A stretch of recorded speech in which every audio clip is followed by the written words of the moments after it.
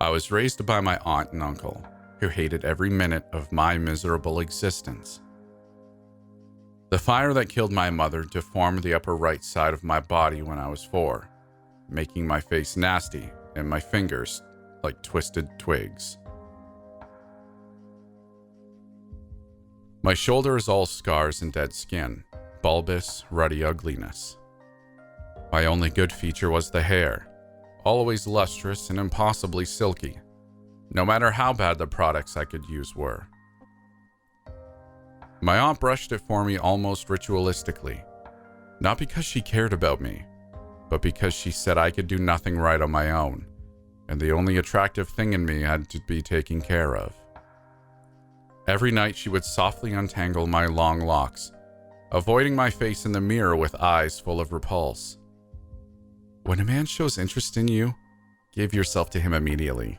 You're too ugly to be picky, and I can't provide for your lazy ass forever. I was 6. She repeated these exact words every night until the day I finally obeyed them, 10 years later.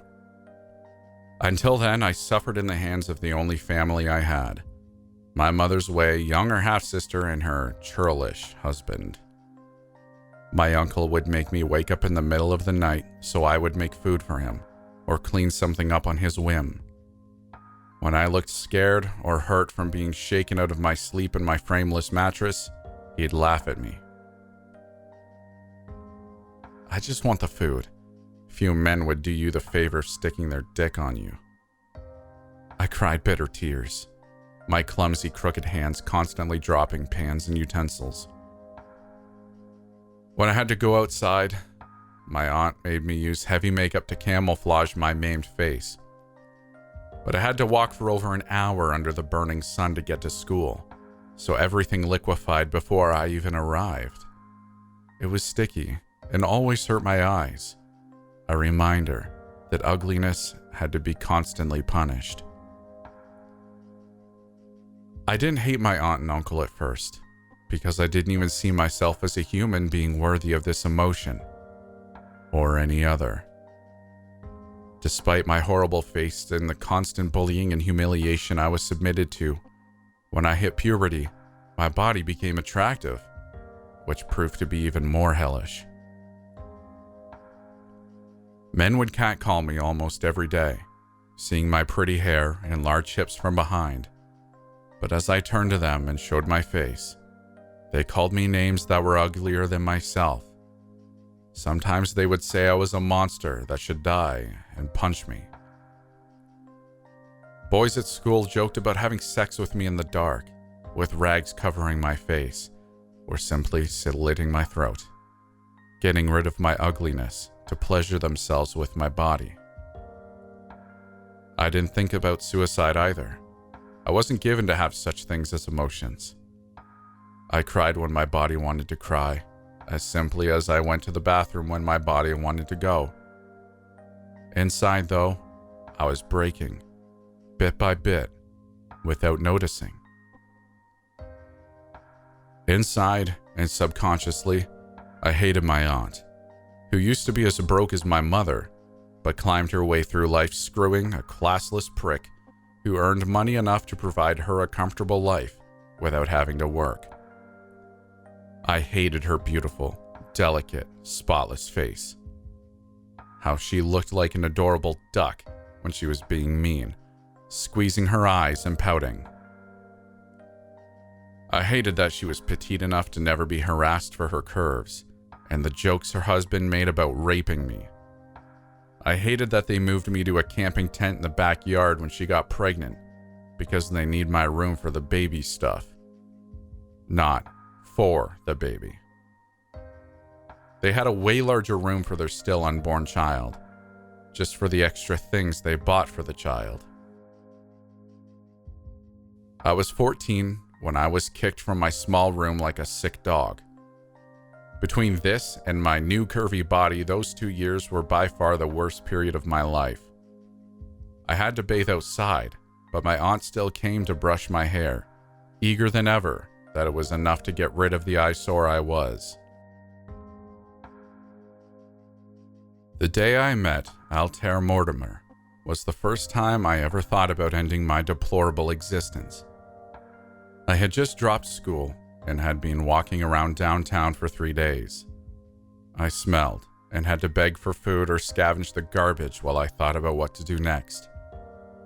And it would be suicide had he not showed up right then. His name was actually Reginald Bricks, I came to find later, but the flamboyant made-up name suited him. He was gentlemanly and fun, told me my hair was beautiful, and that he would pay me a real meal, even though I was in rags. We talked for hours, and he never looked away from my deformed face. He then extended me his hand, and demode white gloves that would be ridiculous in anyone else, and said, "You're unhappy. Come live with me. When a man shows interest in you, give yourself to him immediately." As far as this could go, I did pretty well. Altair was charming and a great cook. His house was in the next town over, and he drove light spiritedly. The place was big and well kept, but not super fancy. It had an old charm with the stone facade. There were other women living there, 4 of them, in various levels of beauty, but I was by far the ugly one. I was the younger one too. Altair was 32, and the girls were from 18 to 26.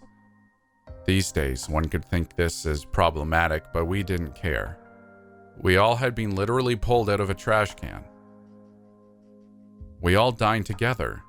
I dined at a table for the first time in my life. "I want you all to make Lisa feel welcome and show her how things are done here." His words were gentle, but in unquestionable order. The truth was everyone in the house lived in concubinage with Altair, spending the day around him like he was a magnet. No one in the house worked, but the money and food kept coming somehow. We spent our days giving attention to our husband, taking care of the house and dedicating our free time to hobbies. Altair was nothing but delightful to me. The other girls avoided me, but they weren't openly mean, and that was enough. They gave me the worst household chores, but I didn't care. I had my own room and peace of mind. It was more than I thought I deserved. I don't know if I was ever in love with Altair, but I enjoyed being with him, and I willingly did everything he asked of me. His charisma could move mountains, and everything about his was fascinating and slightly mysterious. He didn't have the need to impose his wishes or be violent like the average man. I didn't think it was weird when he threw a party and I had to clean blood off the walls the next day. I didn't think it was weird when he threw a party and I had to clean blood on the walls the next day. I didn't object when I tried to open a locked room to clean, and Altair said that place could never ever be cleaned, a little bit of sweat breaking on his forehead. And I didn't think it was weird at all when he requested me to let him be my therapist, to tell him my whole life, all the abuse and scorn, and he would help me understand and get over everything I went through. Soon I was used to the house and blindly followed every rule he presented to me. I started to go to his parties instead of simply staying in my room. In these occasions, I could have sex with whoever I wanted. Men and women invited me, always taking me to a dark corner. But they were nice to me, so I was okay with the idea that no one wanted to see my face. No one but Altair had ever looked me in the eye. Not during sex, not in any other moment. Our therapy sessions progressed daily. I noticed that no other wife spent as much time with him as I did. He told me not to worry, for they knew the newcomer gets priority. After some time, I finally had the guts to ask him something that had been on my mind a lot. "Why did you bring me here?" "Because you were unhappy," he simply stated. "You know what I'm talking about. I'm an aberration and have nothing good to offer." "That's not true at all, Lisa. You may not be a classic beauty, but I see potential in you." I started to spend all my free time in the library. I had abandoned school because I couldn't stand the daily hell it was, but I wanted to know things. Weeks later, near my 18th birthday, I found a handmade grimoire. For the first time in my life, all the hatred I felt for those who mistreated me emerged like a volcano. Opening the book was like opening up my very soul, releasing the pain and rage I finally knew I was entitled to feel. I scanned the book with my eyes, understanding its contents with my very being, even the parts in Latin. It was like I was absorbing the grimoire, becoming one with it. As soon as I finished reading, I frantically replaced the drawings in the book. My misshapen hands didn't keep me from doing it. Nothing could get in my way in that moment. I felt a power surging inside me, made from the very matter of my darkest emotions. I then lied inside the perfect circle and closed my eyes peacefully.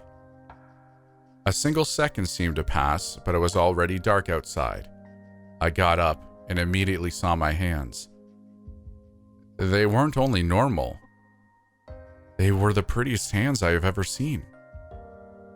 I was so hypnotized by the fact that I was fixed that it took me a while to realize the sound of an erratic breathing behind me.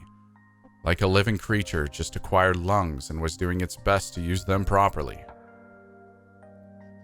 I wasn't alone in the room. Something was behind me. Something uncanny that almost made my brain stop functioning from trying too hard to understand what my eyes were seeing. It was the creature I summoned. It was over 11 feet tall with a gigantic mantis head. Its neck was actually a woman's leg with a red stiletto on her foot. It was so long and ridiculous, but a bizarre ridiculousness that filled me with dread. Its body was a somewhat humanoid form, but made of loose ears, eyes, and hands. There were dozens of them, pulsating and shifting inside its frame. Besides the two legs, it also had two green arthropod appendages on the back, and thin, long, translucent wings. The wings of a dragonfly, but hundreds of times larger. The iridescent pterostigma was hauntingly beautiful, the only pretty thing in the fearsome being. The insectal face grinned, then talked to me. Its voice was like tinnitus, coming from both my ears and echoing inside my brain. Look in the mirror. As long as you wreak havoc on Earth, I'll provide you power. As soon as I turned to see my reflection, the creature vanished. I took my time to contemplate the new me. My face was the most stunning I ever saw. My jaw and cheekbones were beyond perfect. My eyes were deep blue with long eyelashes, and even my hair and body shape that used to be fine were even better. After a few moments in awe, I remembered the burning rage that led me to perform the ritual almost blindly. As soon as this feeling came back, my hands were replaced by 10 sword-like things, one for each finger. It's hard to describe the carnage that came upon the city after that. First, I went to my high school. I impaled every single student and teacher with my bare hands, then set it on fire to make sure no one survived. After finishing my business there, I calmly made my way back from school to my aunt and uncle's house. I slowly tore every single man that dared talking to me in the street to shreds. Upon my arrival, I impaled the baby right in front of them. It took less than a second. The baby did nothing, so he didn't have to suffer. I then dragged the two of them across the street to torture them slowly and imprison them in the cellar at Altair's house to deal with that later. Save the best for last. I then proceeded to impale every citizen, being particularly cruel to the ones I remember berating me for existing. I never forget a face, and I left one policeman survive. He was nice to me once. but the dickhead obviously went and told the authorities about everything. I don't know if they believed him about me, but they surely believed the 10,000 corpses mangled beyond recognition. The government had to flood the place and erase it from the maps. It was so troublesome to everyone, but I think nowadays, no one even knows that town existed in the first place. I felt so refreshed. I savored every moment. When I went back home to continue my business with Auntie and Uncle, Altair was waiting for me by the hall. "Are you done for today?" he asked sternly. "Are you proud of your creation?" I asked bitterly. "I know you intentionally made me think about all of this, feelings that were buried deep down. Then you left the book there for me to find. Now I see this potential you saw in me." His smile was handsome and undecipherable. "I am. I took you out from a dumping ground, and now look at you." I approached him. "Sorry, but you know how it goes. The creature has to kill the creator," I whispered, and slashed him 10 times simultaneously. I don't know why I did that. I was thankful to him. I just couldn't help but think he used me. Instead of falling with his body limp, he laughed wholeheartedly, looking like a madman with his mouth dripping blood. His body, though, regenerated immediately. "Ah, that's my girl. Trying to kill me was so bold, and honestly, I love it. You're so beautiful now. Nothing can break you down." That was the moment I knew I was in love with him. Although I tried to kill Altair, nothing changed between us. If anything, it changed for the best. It's been 40 or 50 years. We're still as young and beautiful as we were that day. Our lives come and go, and we've been moving from place to place, always wreaking havoc together. My aunt and uncle are still alive in my basement. It had a bite as it hit my taste buds. The liquid was much too sour. Its bitter flavor gave me a jolt as I looked over to hear the gurgling of milk coming from the shaggy barista wearing a band t-shirt of the National. I couldn't tell if he was new, but his messy brown hair and face told me it was apathy. It was a shame, because usually my espresso was usually good when I stopped by. It was a diversion from an old friend named Jensen. He was a good guy overall. He had spent the last half hour talking about his work, and I was beginning to lose interest. It wasn't distracting enough to get me out of my own head and the discomfort I felt. I hated being out in public these days. "Enough about me. What have you been up to?" Jensen asked, as he leaned back in his chair, taking a sip from his coffee filled with too much cream and sugar. It amazed me how he stayed so fit drinking so much dairy and sweetener. He looked as he did for years. He was skinny, but well-toned, with sandy blonde hair and dreamy blue eyes. "I've been good, just living my life and going back to school. I need a new career." "Yeah, I understand the need for that." "How is everything outside of work?" I asked. "It's the usual. I still go out with the old crew every weekend. They have been asking about you. Maybe you should come out sometime." "What the hell could I possibly do with you guys?" I asked sharply. "I don't know. You could just hang out. Then we can go lift weights at the gym and hit up a bar like old times. I mean, we could do some yoga or something."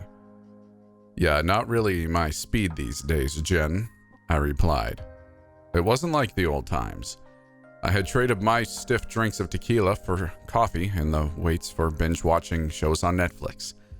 It was a lifestyle that Jensen could never understand. "I'm sorry, dude. I've just never been the coffee shop type guy. It seems like a place for Tinder and potential missed connections to me." "Missed connections?" His eyes lit up. "You've never heard of missed connections? The ones on Craigslist are the best." "No, I don't have a clue," I replied, as I watched Jensen retrieve his phone. He seemed almost excited as he typed away on his phone. The sound of the surrounding chatter started to make me feel insecure. I imagined that everyone was watching us, wondering what I was doing with this meathead. But at one point, I was just like him. He laughed loudly for a second, and it made me feel like I stood out like a sore thumb. "I saw you at the Best Buy," Jensen said loudly with a smile on his face. "You were wearing a black cap and wore a pair of gray jeans. I've been dreaming of stripping you of them since I saw you that day." "The hell are you talking about?" He grinned. "It's the misconnection section on Craigslist. It's where people think they have a connection with someone in public and they post it hoping that the person will see it and reach out to them." "That sounds kind of sad, Jen." "If you mean sad as in hilarious." "If you say so, dude," I said, as I took a sip of coffee. I looked around for a moment as Jensen kept reading and giggling like a little schoolboy. He put his phone down when he saw it started to annoy me. "So, anyway, you seeing anyone?" The question made me uneasy, but I knew he would bring it up. It had been quite a while since we had seen one another, and it was a fair question to ask, but my insecurities started to come up. "Not at the moment," I muttered. "You need to get back out there, man." "Yeah, I hear that from everyone." Jensen leaned forward. "That's because they are right. We don't want to see you waste away being miserable." "My life is a little different now," I replied, irritated, as I looked at him. It was easy for him to say. His life had not changed. He could do the same thing with little effort and without a thought. He knew he had hit a nerve. "I'm sorry, man. I meant nothing by it." "It's fine. I'm still working on things both mentally and physically." Yeah, you will get there. But I have to get going. I will be late for work," he said, as he began to stand up. I tried to follow him, but struggled and stumbled a bit. I watched his eyes and saw the look of pity. I hated it. It took a moment to regain my balance. We began to walk out of the store as Jensen started to shuffle ahead. It took him a moment, but he turned around. "Crap. I'm sorry," he said remorsefully. "It's fine. I just can't move like I used to." I caught up to him as we looked over at his motorcycle. He was still riding the 1000R, and it was still in great condition. It was his pride and joy, but looking at it made my body ache. Jensen gave me a light smile and moved into hugging me. "It was good to see you. We need to keep in touch, man, because I miss you. I promise I will do better." "Well, let's do this again next week, and you should read some of those misconnections. You will get a kick out of them." We departed, and I headed out to run my errands. I could feel his little eyes staring at me as I walked down the aisle to grab some cereal and coffee. It was an innocent look. He tugged at his mother's pant leg as I struggled to crouch down to grab my favorite blend. He couldn't be older than 5, with dark brown hair and little brown eyes that studied me as I grabbed the bag of coffee. I turned to him and let out a little smile, but I knew it was coming as his mother turned to look over to me. "Mommy, what is wrong with that man over there?" he asked. She looked a lot like her child, but at the moment, her eyes widened and her cheeks turned red. She glanced down to her son with a shaming look and then back to me. "I'm so sorry," she said. "It's okay, miss. I know he meant nothing by it," I assured her. I grabbed a box of cereal and walked back down the aisle. I tried to be mindful of every step as I strolled toward the checkout. It was probably me, but I could feel the eyes of everyone staring at me as I stood in line. I needed something to take my mind off it, so I did what Jensen suggested. I looked at the missed connections. One caught my eye, though. It made me think that Jensen had decided to tease me. I read the title and then clicked it. The handsome man I saw at the coffee shop on 8th Street. You were sitting there with a blonde man who seemed full of himself. You looked miserable at times, and it made me sad to see you like that. I will be in touch. Smiley face. I picked up my phone and dialed Jensen. It went to his voicemail. "You are a real a-hole, but I will give you credit because I am handsome," I joked before hanging up. It was the last I thought about it. I sat on my couch debating what to watch on Netflix when my phone began to ring. It took a moment for me to lift myself off my couch and to walk to the table where my phone was charging. I looked to see it was Jensen returning my call. I retrieved it and answered. "Hello, Mr. Funny Guy. While I agree that you are a very handsome man, I have to ask, what did I do?" "The post about us at the coffee shop." "I don't know what you're talking about." "Oh, I'm so sure it's just coincidental that you told me to look on there and now someone is describing me." "Seriously, I don't follow. What do you mean a post that described you?" "You posted on Misconnection on Craigslist, Jensen." "No, I did not. But I wish I had because that would have been amazing to see the look on your face," he replied as I shuffled over back to my couch. I relaxed back, waiting for him to respond. He probably had a huge smile on his face. It was a good one, but I'm hanging up now until you think of a better way to lie. "It wasn't me. I was too busy today to do anything like that, and I'm not even that clever." "We all have our moments, Jen," I replied as I hung up the phone and went back to Misconnections. Jensen would probably delete it now that I had caught him, but something else stood out. It was another one from an hour ago. It was at the store where I had run into the child that scared me. This is for the good-looking man who bought my favorite coffee at Waldron Market. "I saw you again today. I know you hate when strangers look at you, but you have nothing to be ashamed of because you were perfect the way you are. Don't ever feel bad about yourself." Heart emoji. I found it strange. It had to be a joke. But also, I didn't see Jensen following me, because that would require too much commitment. It started to make me feel a little worried the more I thought about it. It was a bit creepy. The only thing that distracted me was the ache in my right thigh. I had done a lot more walking today than usual. I decided it was time to change and try to take my mind off the weirdness. They couldn't be possibly talking about a person like me. I walked into my bedroom to retrieve some sweatpants and a t-shirt. I stripped down, looking at my body.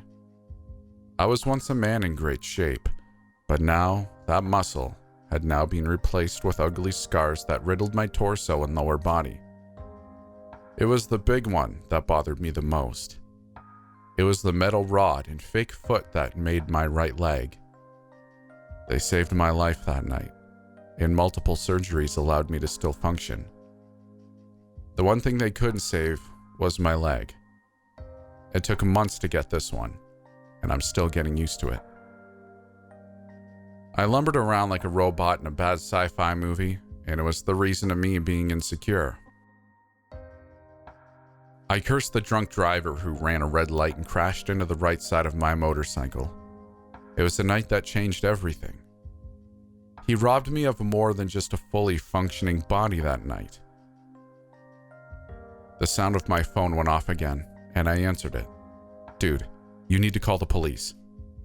It was Jensen, who sounded concerned. "What's going on?" I asked, a bit startled. I stood in my bedroom only in a pair of boxer briefs and clenching the phone tightly. "I am reading to the man in apartment 124 in Building D." My heart pounded as I looked out the bedroom window. It was my building and my apartment number. It was either a sick joke that Jensen was playing or someone had followed me home. "What does it say?" It says, "As I watch you strip of your clothes with a look of disgust, I still find you perfect just the way you are." How could this? "Call the police, now. I am on my way," he shouted loudly. "It's true," a voice said behind me as I froze in fear. I slowly turned my head, trying to remain calm while I dialed 911. It was what behind me that shocked me to the core. I could even feel a phantom pain in my missing leg as I looked on. A woman with light brown hair stood behind me in my doorway. She had piercing, hazel eyes with a soft face. She looked the same as she did that night, wearing her gray blouse and dark denim jeans. She smiled at me as I struggled to gain my bearings. It was impossible for her to be here. I lost her that night with my leg. While I was lucky enough to survive the accident, she had not. I walked away with a crushed leg, but my girlfriend Holly got stuck underneath the driver's tires. It crushed her that night. I could still remember the sound of her bones being crunched underneath the weight of the car. "What are you doing here?" I asked. I didn't like to mention her, because I felt guilty for that night. While I may have lost a leg, the biggest thing I lost that night was her. The thought of her eyes and smile were too much to bear. "I just wanted to let you know, even without your leg, that you are still perfect to me, and you should never feel insecure." Thank you. Thank you so much. I live in a small 1,100 square foot ranch style home. I've lived here for 7 years and never had a complaint until just last year. My wife and I always joked that our home was haunted. Things were always moving around or disappearing completely from where they were left last. "You have a terrible memory," my wife would say, blaming me when something went missing. "When you lose something, it's just the ghost. But when I do, I'm an idiot." More than a few dumb arguments started because of these paranormal events that took place. My wife was convinced that the ghost made its home in our basement, claiming that when she goes down to do laundry, it watches her. "I can feel it," she tried to convince me. I didn't have any clue how close to right she was. It was a dark Sunday night. Not just some "it's getting late" darkness, but an eerie, star-obscured pitch black. Our weekend was nearing a close and our sights had shifted to work the following morning. We couldn't have been less prepared for the impending chaos. My wife was lying on the couch, reading a book while completely under a blanket, one of her many lovable quirks. "I always did it as a kid, and it reminds me of being young," she told me with a smile, back when I first caught her doing it before we were married. I had been working on my laptop, preparing for a deadline that I had been underprepared for that coming week. From under the blanket, just a few feet away on the couch, I heard my wife's "I need you to do something" voice. "Sweetie?" I rubbed my eyes and looked over at the shifting blanket as she peeked out from underneath. "Yes?" I asked. "Will you get the laundry from the dryer?" I sighed. I knew she had scared herself with whatever she was reading, and now wouldn't go down to the basement because of it. "Fine," I said, annoyed by the minor inconvenience, but secretly glad to get away from my computer. "I love you." I could hear the words as they exited her smiling lips. "I love you too, goofball." I covered her face again with the blanket. I began my march to the basement, flicking on the light switch at the top of the stairs and slowly trudging down the creaking wooden steps.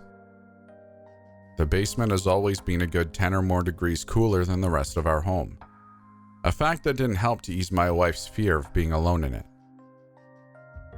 It is completely unfinished, with cement floors and exposed wooden beams in the walls. I had intended on finishing it when I had the money, but that day had yet to come. The dryer was off with a green light blinking, indicating a finished load. I pulled open the door and started heaving the clothes in large, two-handed hugs into a basket. Before I had finished, I heard something pop, followed by the sound of wood hitting concrete. My heart jumped. As afraid as I was in that moment, I knew I couldn't justify my wife's fear of the damned souls looming in our basement. I gathered myself and then walked around a corner wall to another empty, square room where the sound had originated from. Along an internal section of wall nearest the ceiling was a now open and dark tunnel-like space that was comprised of earth and, in some spots, support structures of the house. On the hard cement floor was a piece of wood that had covered the crawl space originally. How did this fall? I asked myself. I considered, in that moment, getting my hammer and nails to cover the space again. But as I stood in the small section of the basement that I had seldom visited, I felt something. I felt someone. The sensation of someone watching me was undeniable. I hadn't felt it during my previous visitations to the basement. However, in my wife's defense, she did the laundry far more than I. I stood there, motionless, as I looked into the dark crawl space that I hadn't known existed. "Hello?" I called, hoping my wife wouldn't hear. "Ryan!" she called from upstairs, her voice muffled by the floorboards that separated us. She never used my name like that unless it was serious. I pried my eyes from the deep abyss and ran up the stairs as fast as my body would allow. "What's going on?" I said, panting and looking around the room. The blanket on the couch was vacant now. "Sweetie, don't screw with me. I could have tripped up those damn stairs." There was nothing. I never knew her to be a prankster, nor was she sneaky in any sense of the word. I made for our bedroom, which is nearest the rear of the home. The lights were off, and I hadn't had my phone on me. I walked inside and could only make out our messy bed illuminated by the light that barely crept in from the living room. "Christina?" It was then that they made themselves known. A man gripped my throat from behind me. I struggled as much as I could, the sheer surprise and terror coursing through my veins. He tightened his grip as I wrapped my fingers around my doorframe.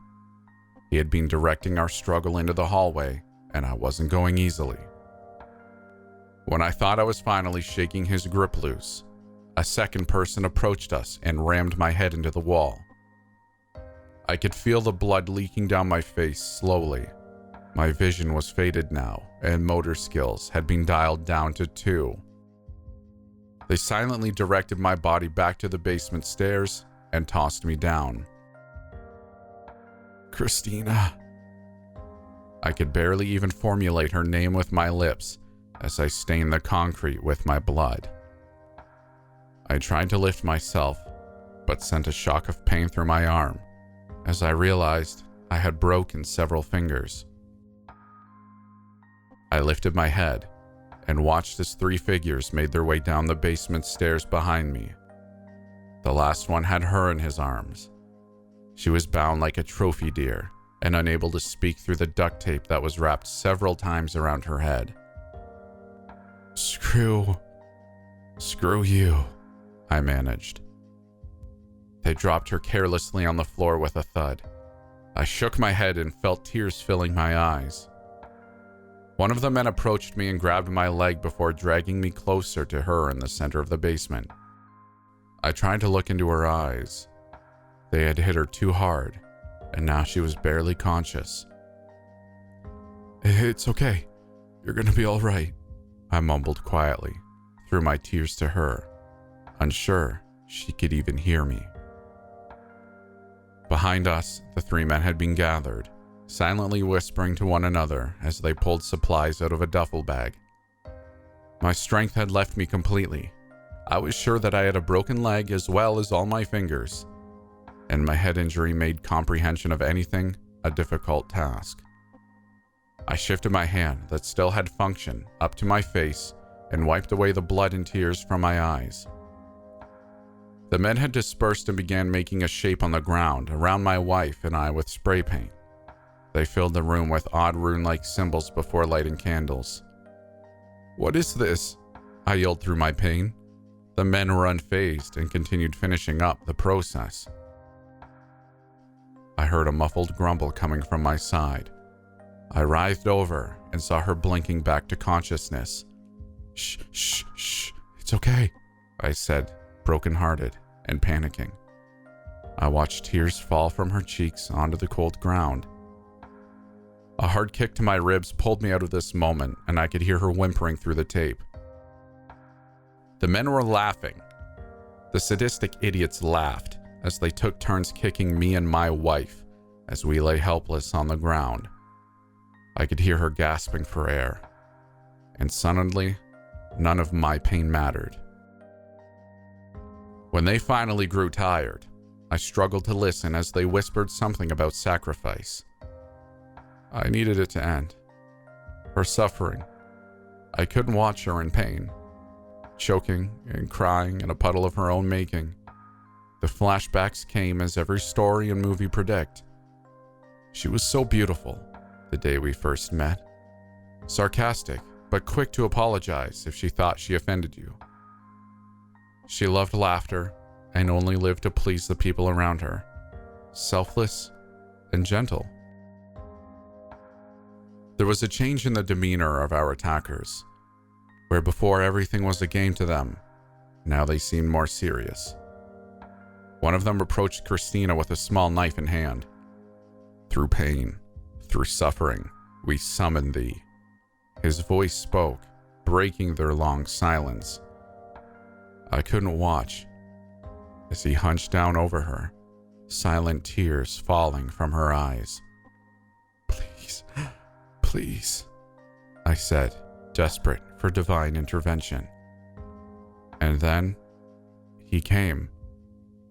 From the corner basement room, a strange figure shambled into view. He appeared to be gaunt and naked, but my blurry vision failed to harvest any detailed imagery. The men were transfixed with the violent ritual they were performing, and so the man went unnoticed. I didn't need clear vision to perceive how lightning quick his reflexes were. I resisted the urge to blink as he disarmed the man with the knife and cut out his Adam's apple. The other men stood shocked and hesitant to react. When one of them finally dared to retaliate, he found himself face first on the ground with stab wounds up and down his legs, rendered incapable of walking.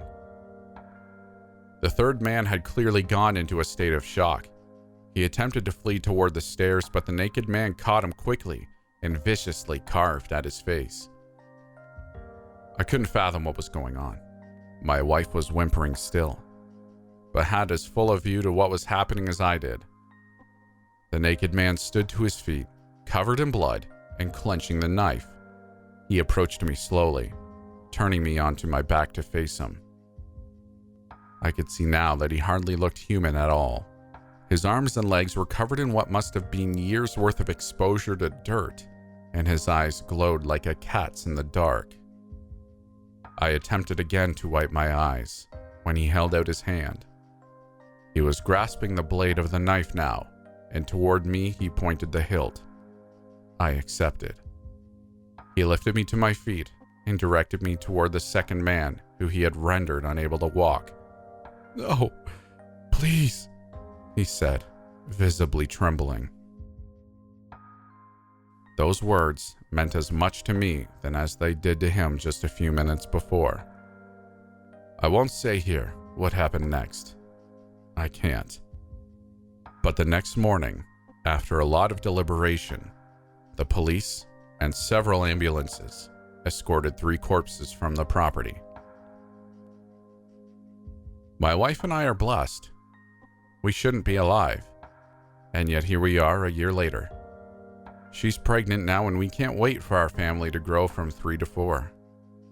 I still don't know much about the man under my house. He respects our space, and we respect his. What we do know now is that he loves fried food.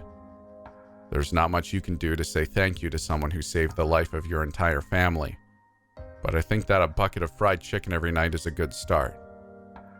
From our family to yours, stay safe.